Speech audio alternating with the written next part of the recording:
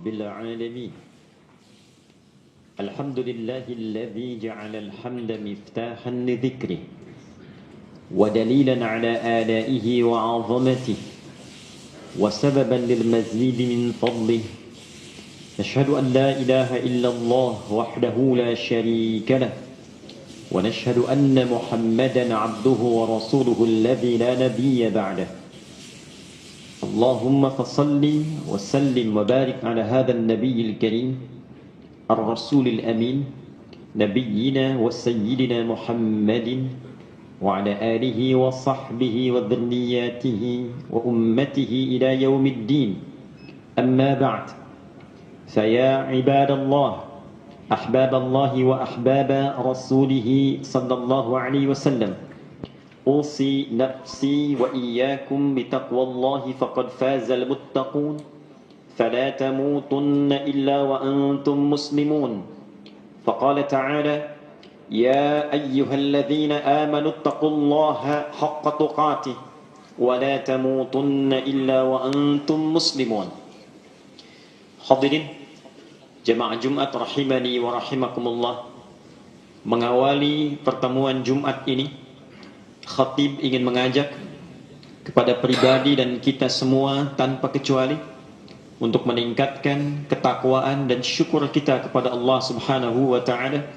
Alhamdulillah, dari sekian hamba Allah yang berkehidupan sampai detik ini, kita yang masih diberikan kemampuan untuk beriman pada Allah Subhanahu wa taala.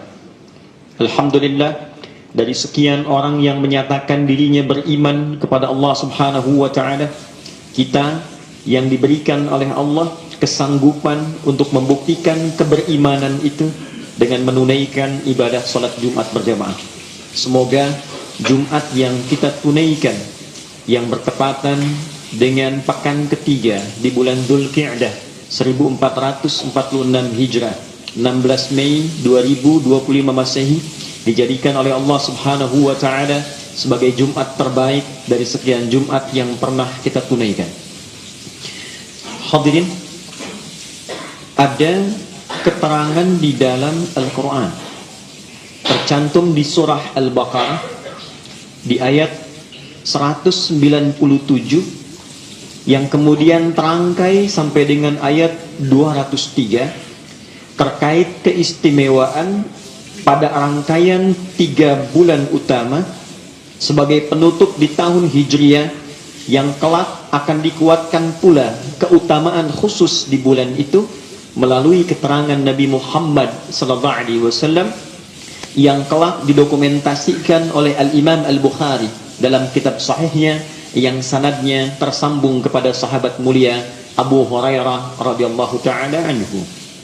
Dalam keterangan Al-Quran di surah kedua Al-Baqarah di ayat 197 itu, Allah Subhanahu wa taala menyampaikan, a'udzubillahi minasyaitonir rajim, bismillahirrahmanirrahim, al-hajju ashhurum ma'lumat, faman farada fihinna al-hajj fala rafatha wala fusuqa wala jidala fil hajj وَمَا تَفْعَلُوا مِنْ خَيْرٍ يَعْلَمُهُ اللَّهُ وَتَزَوَّدُوا فَإِنَّ خَيْرَ الزَّادِ التَّقْوَى وَاتَّقُونِ يَا أُولِي الْأَلْبَابِ.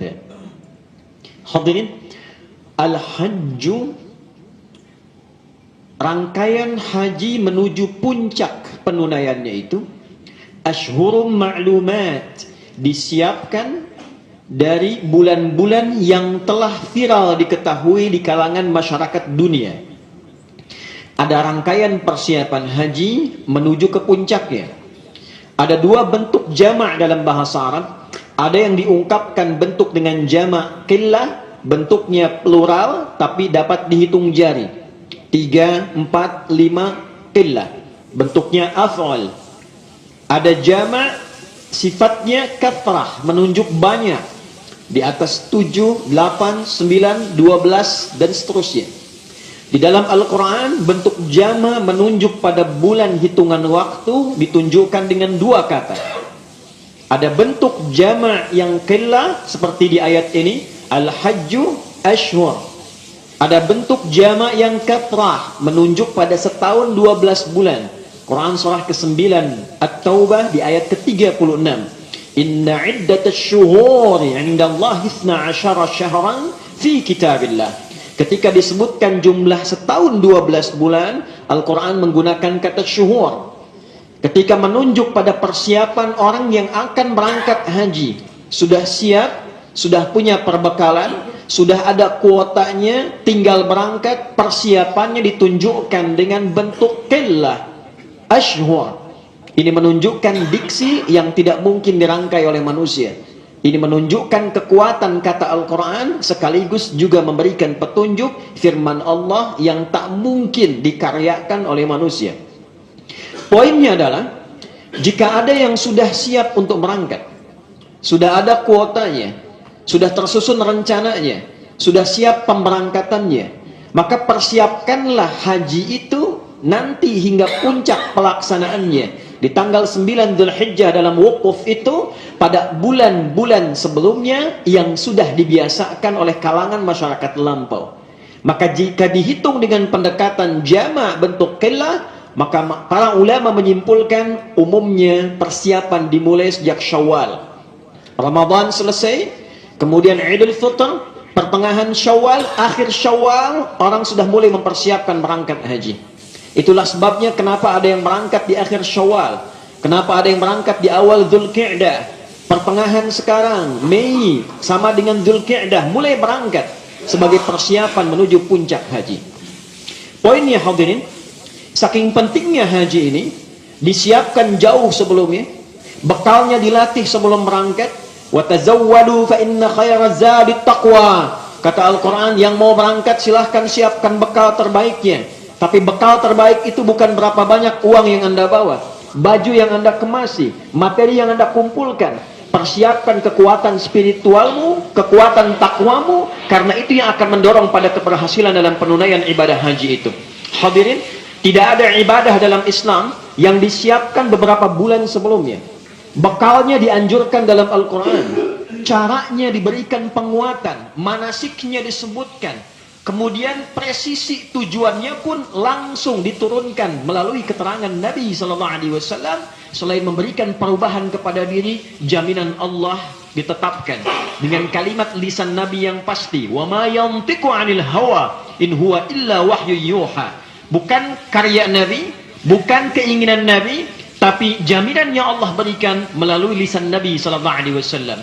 Dicantumkan dalam hadis riwayat Al-Bukhari, nomor hadis 1773, dikuatkan dalam Sahih Muslim, nomor hadis 1349.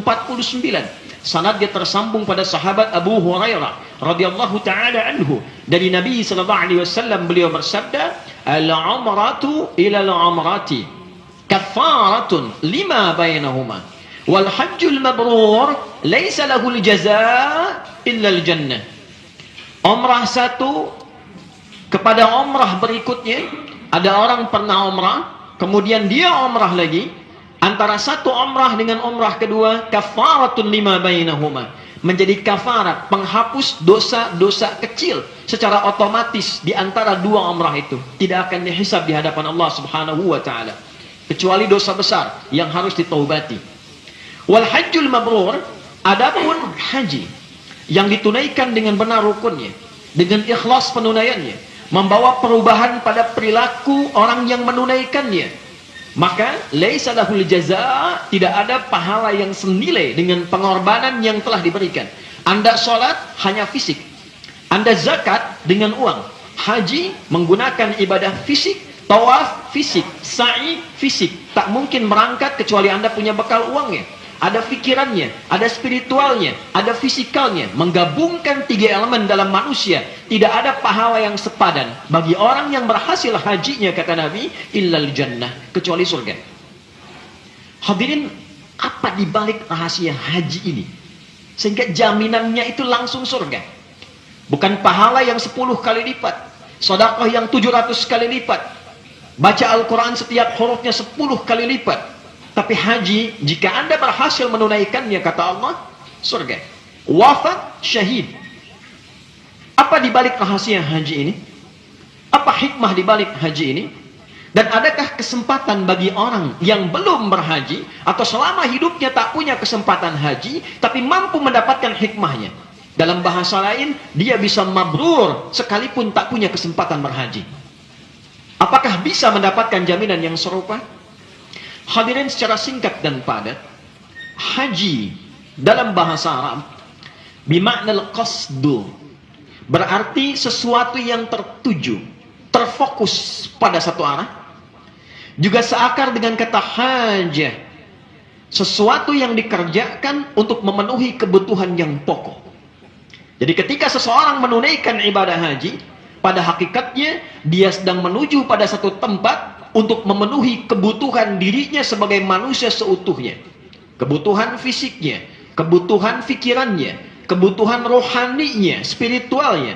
Jika ini terpenuhi dengan baik dan paham esensi di balik haji itu, maka hadirin, kembalilah dia dari haji dengan mengenal dirinya seutuhnya, tahu tentang hakikat hidupnya, tahu fungsi fisiknya apa yang harus digunakan, dari matanya, telinganya, lisannya, sampai ke ujung kakinya. Tahu bagaimana cara menggunakan pikirannya untuk menjalani hidup. Tahu bagaimana cara menggerakkan spiritualnya, bagaimana dia bisa hidup dan menjaga rohaninya. Dan dijaga itu sesuai ketentuan Rabbnya sampai dia pulang menghadap Allah Subhanahu wa ta'ala. Jika mampu mengerjakan itu sesuai dengan tujuan hidup dia diciptakan, dari sifat dan hikmah haji secara filosofinya dapat dia itu, maka itulah yang menjamin seseorang mendapatkan surga. Jadi tidak semua orang berangkat menunaikan haji, lantas kemudian dia pulang, tidak terpenuhi tentang fungsi fisiknya, tidak mengerti tentang jalan hidupnya, tidak paham menggunakan pikirannya, intinya tidak dapat mabrurnya, maka dia hanya mengorbankan biayanya, fisiknya, pikirannya, dan belum tentu mendapatkan jaminannya. Hadirin, secara singkat kita gabungkan secara konseptual dalam pemaparan yang singkat dan padat. Quran surah ke-51 di ayat ke-56. Allah menegaskan, "Wa ma khalaqtul jinna wal insa illa liya'budun." Tidaklah aku ciptakan jin dan manusia itu kecuali untuk menjadikan seluruh aktivitasnya itu sebagai ibadah penghambaan kepadaku, kata Allah. Jadi semua aktivitas kehidupan kita disifati oleh Al-Quran dengan nama ibadah. Apapun profesinya. Turunan ibadahnya dijelaskan kemudian di Quran surah kedua Al-Baqarah di ayat ke-30. Wa idh qala rabbuka lil malaikati inni ja'ilu fil ardi khalifah. Dan pahamilah, pelajarilah. Ketika engkau sudah paham pelajaran itu, ingat-ingatlah. Karena itu diterjemahkan iz dengan kata ingatlah. Bagaimana Anda bisa ingat kalau belum pernah mengetahui? Maka dari itu fasenya pelajari, pahami, teliti. Setelah paham, ingatlah tentang ini. Apa yang harus diingat? Aku viralkan kepada kalangan malaikat tentang fungsi kehidupan manusia di bumi itu. Ini aku tegaskan, jangan pernah ragu. Tanamkan itu pada dirimu dan hatimu yang paling dalam. Ja'ilu fil ard. Aku tetapkan semua manusia yang hidup di tapak yang dia injak di bumi. Al-ard itu setiap tempat yang kita pijak. Anda menginjak Jakarta, itu ard Anda. Kita di Indonesia, itu ard kita. Ada yang tinggal di Libya, itu ardnya. Ada yang tinggal di Mesir, itu ardnya. Ada yang di Amerika, itu ardnya. Setiap tempat yang kita pijak, khalifah. Memiliki 3 makna. 1, pemakmur. 2, pembawa kesuksesan. Dan 3, sifat yang akan saling menggantikan. Saudara, pemakmur berasal dari kata amara. Sifatnya umur. Ritualnya disebut dengan umrah. Tingkat tertinggi di atas umrah, itulah haji. Apa itu makmur? Segala hal yang bermanfaat dalam kehidupan. Jadi ketika kita diciptakan, dari ujung kepala sampai ujung kaki, hakikatnya berkehidupan ini membawa manfaat. Lisan kalau bicara ada manfaatnya. Telinga kalau mendengar, yang didengar bermanfaat. Mata kalau memandang, yang dipandang bermanfaat. Anda melangkah ke tempat yang membawa manfaat. Anda bekerja di tempat yang membawa manfaat. Mendapatkan rezeki yang bermanfaat. Dan segala yang terkait dengan manfaat itu sifatnya disebut dengan umur. Kuotanya disebut dengan ajal. Ajal itu secara harfiah bukan waktunya meninggal, tapi batas berkehidupan. Walikulli ummatin ajal. Fa idza jaa ajaluhum la yastakhiruna sa'atan wa la yastaqdimun. Setiap umat punya kuota hidupnya. Jika sudah tiba waktunya, tidak bisa dimajukan, tak mungkin dimundurkan. Wafat dia. Kita tidak tahu kapan kita kembali kepada Allah. Dalam rangka mengisi ini, kita harus mengerti kenapa kita ada di muka bumi ini. Apa yang Anda kerjakan? Berangkat gelap, pulang gelap, duduk, berdiri, tidur, bangun lagi. Kemana arah hidup ini? Maka diberikan oleh Allah arah, ada vektornya. Didefinisikan, kamu hidup, upayakan beribadah, cara ibadahnya membawa nilai manfaat dari ujung kepala sampai ujung kaki dari setiap kegiatan yang kita lakukan. Itulah cara mengisi hidup yang disebut dengan umur. Jadi kalau Anda ditanya berapa umur Anda, pertanyaan itu dititipkan pada lawan bicara untuk mengkonfirmasi selama hidup Anda 40 tahun, 50 tahun, 60 tahun. Berapa hidup selama 40 tahun yang bermanfaat? Sebagai suami sudahkah bermanfaat untuk istri? Sebagai ayah sudahkah bermanfaat untuk anak? Sebagai tetangga membawa manfaatkah bagi tetangga kehidupan kita? Sebagai karyawan, pimpinan sudah menghasilkan manfaat untuk kehidupan? Lisan sampai ke ujung kaki, pikiran sampai ujungnya. Kedua, hadirin, sesuatu yang membawa kesuksesan. Jadi kalau Anda hidup, jangan tanggung. Kuliah, ayo, diberikan potensi sampai sukses yang paling tinggi. Bekerja, ada potensinya, raih kesuksesan tertinggi. Anda mau di birokrasi, diplomasi, mau di bisnis, potensinya diberikan oleh Allah, tinggal kemampuan dan semangat kita untuk menggalinya. Selama hidup, upayakan sukses di bidang apapun, dan dari kesuksesan itu lahirkanlah manfaat dalam kehidupan. Bisa dengan ilmu, bisa dengan harta, bisa dengan kedudukan, bisa dengan tenaga. Dan terakhir, saling menggantikan. Tidak ada yang hidupnya abadi. Satu saat, kita yang hidup sekarang akan digantikan oleh anak kita berikutnya. Generasi sekarang akan hadir generasi berikutnya. Itulah sebabnya kenapa banyak ayat dalam Al-Quran mewasiatkan kepada kita agar mendidik generasi kini sehingga bisa melanjutkan legasi kebaikan di masa depan demi kemuliaan hidup yang kita capai sampai kembali kepada Allah Subhanahu wa Ta'ala. Hadirin, orang yang haji diajarkan itu, dipakaikan kain ihram sebagai kafannya. Ahrama yuhrimu ihraman, orang yang muhrim kalau sudah pakai kain itu, dia bertekad selama hidup ini aku akan membawa yang bermanfaat. Aku akan meninggalkan yang haram-haram, yang dilarang. Dan pada hakikatnya, aku hidup menunggu kematian. Gambarannya pakai kain ihram. Kita ini walaupun nggak pakai itu balutan kain kafannya sudah ada. Ditunggu oleh ajal. Saya, Anda, kita tinggal menunggu ajal. Walaupun nggak dipakaikan, ini balutan kematian sudah ada. Pertanyaan berikutnya, kalau nanti wafat, apa yang dibawa pulang? Maka mulai pakai kain ihram, itu gambaran. Hei, apapun yang kau lakukan, kamu pasti meninggal. Kalau yang haji langsung dipakaikan supaya dikenali, pakai, kamu akan wafat. Labbaik Allahumma labbaik, aku penuhi panggilanmu ya Allah. Si fulan dipanggil Allah, apa artinya? Meninggal. Aku penuhi panggilanmu ya Allah, sekalipun dipanggil untuk selamanya. Maka mulai dia tawaf 7 kali, gambaran aktivitas 7 hari dalam sepekan. Apakah hanya putar-putar? Anda berangkat gelap, pulang gelap, menjauhi, mendekati, sibuk di kemacetan, kadang-kadang mengantri. Apa yang Anda lakukan? Cuma keluar, dapat uang, makan, tidur, kerja lagi. Kalau cuma demikian, kata Buya Hamka, hewan pun bisa mengerjakan itu. Dia keluar, dia makan, dia keluarkan kotorannya, dia tidur kembali. Lantas apa legasi kehidupan kita? Maka dalam tawaf diajarkan 7 putaran, jangan cuma berputar-putar. Ada zikirnya, ada saling bantunya, ada harmoninya, ada sifat tidak mengganggu. Jangan karena hanya ingin cium hajar aswad, injak kaki orang, dorong orang. Jangan karena satu proyek Anda harus dorong orang lain, hancurkan orang lain. Rizkinya sudah teratur, tinggal bagaimana cara kita mengerjakan itu secara teratur.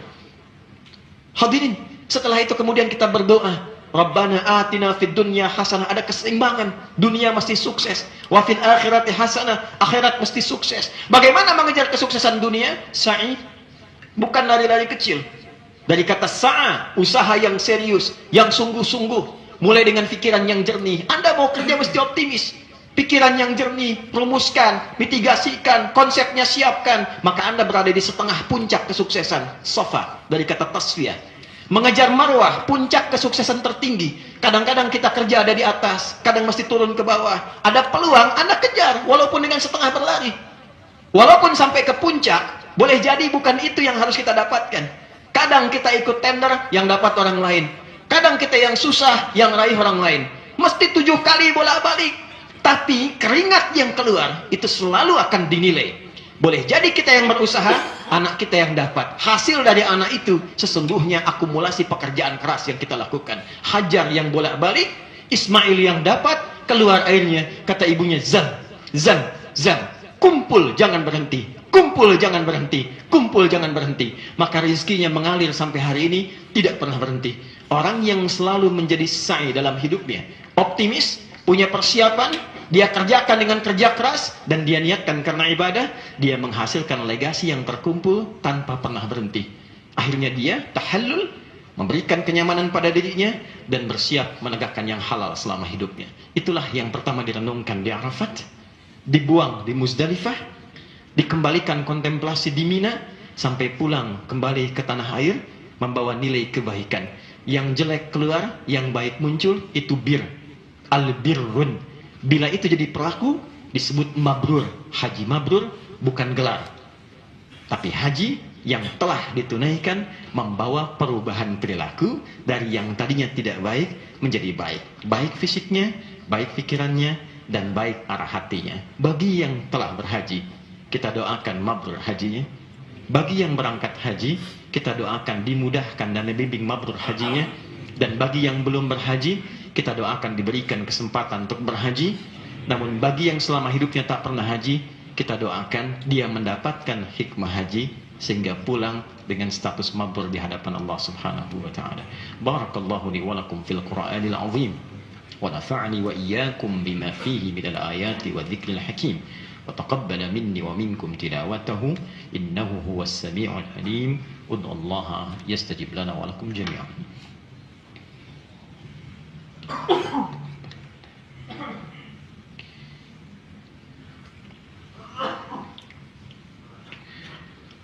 Alhamdulillah, wassalatu wassalamu ala rasulillah, nabiyyina wa sayyidina Muhammad ibn Abdullah wa ala alihi wa sahbihi wa man wala. Asyhadu an la ilaha illallah wahdahu la syarika lah, wa nashhadu anna Muhammadan abduhu wa rasuluhu alladhi la nabiyya ba'dah. اللهم صل وسلم وبارك على هذا النبي الكريم الرسول الأمين نبينا وسيدنا محمد وعلى آله وصحبه أجمعين. فيا عباد الله أحباب الله وأحباب رسوله صلى الله عليه وسلم، أوصي نفسي وإياكم بتقوى الله فقد فاز المتقون، فلا تموتن إلا وأنتم مسلمون. فقال تعالى: يا أيها الذين آمنوا اتقوا الله حق تقاته ولا تموتن إلا وأنتم مسلمون. وقال تعالى: إن الله وملائكته يصلون على النبي يا أيها الذين آمنوا صلوا عليه وسلموا تسليما. اللهم صل وسلم وبارك على هذا النبي الكريم الرسول الأمين نبينا وسيدنا محمد وعلى آله وصحبه أجمعين. اللهم ربنا لا تدع لنا في مقامنا هذا ذنبا إلا غفرته، ولا هما إلا فرجته، ولا دينا إلا قضيته، ولا مريضا إلا شفيته، ولا حاجة من حوائج الدنيا والآخرة فيها لك رضا وفيها لنا الصلاح إلا قضيتها يا أرحم الراحمين. اللهم اغفر للمسلمين والمسلمات والمؤمنين والمؤمنات الأحياء منا والأموات إنك سميع قريب مجيب دعوات ويا قاضي الحاجات. اللهم يا خير الناصرين، اللهم انصر إخوتنا في فلسطين وفي كل مكان المبتلين. اللهم اجعل يا الله أحياءهم مجاهدين في سبيلك وموتاهم شهداء وألحقنا معهم في رحمتك يا أرحم الراحمين. اللهم تقبل من كل الحجاج حجهم يا رب العالمين، واجعل حجهم حجا مبرورا وسعيهم سعيا مشكورا وتجارتهم تجارة لن تبورا، وألحقنا معهم في رحمتك وفي بركتك يا رب العالمين مع الذين أنعمت عليهم من النبيين والصديقين والشهداء والصالحين وحسن أولئك رفيقا.